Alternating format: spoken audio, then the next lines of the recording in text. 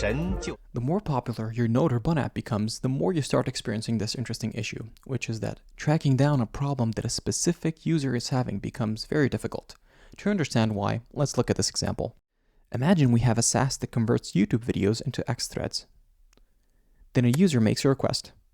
Behind the scenes, the request gets validated, a check is done to verify that the user has a paid plan, the YouTube API is called to fetch the video's captions, and an LLM is prompted to convert the captions into an X thread. Finally, an attempt is made to persist the result into the database, which fails. The user complains, we look at the logs, figure out what's wrong, and fix the issue. Let's try the same thing with a few more concurrent users. Can you tell what happened? Which logs belong to which user? And what about the timeline and context of the error? This only gets worse as our app gets more and more popular. We need a way to differentiate this specific user's logs from all others. One way to achieve this is to add the user ID to each log statement.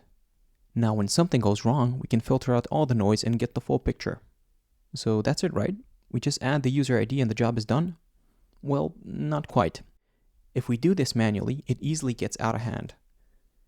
We would have to pass this information to functions that don't really care about the user ID, like validate, fetch captions, prompt, as well as pass it to any of our internally invoked functions that use console log all the way down to the bottom of our call stack, which is something we don't really want. What we need is something a bit more elegant.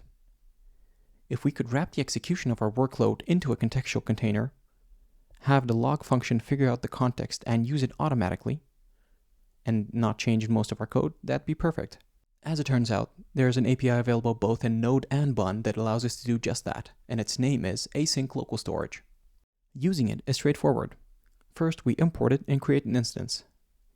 The async local storage object provides us with a run method which takes in a store and a callback.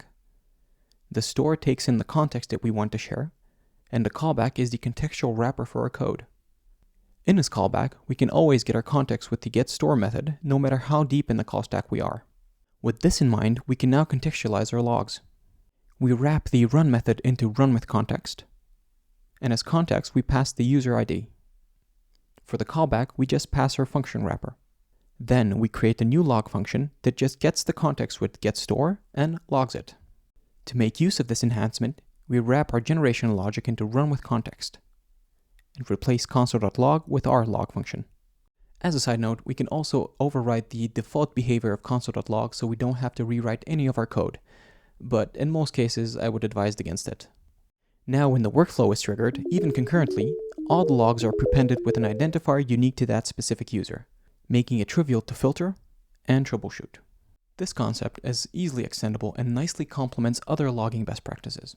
You can combine it with structured logging and add additional properties to aid querying. If the standard console API lacks features that you want, you can replace it with Winston or Pinot. If you're using a framework that supports middleware, you can contextualize from there. Even if you're running a microservice architecture, you can use this pattern to add additional properties to your request header so you can track it between services and service instances. All in all, this is a great pattern to have in your tool belt. It will save you a lot of time troubleshooting and keep your code clean.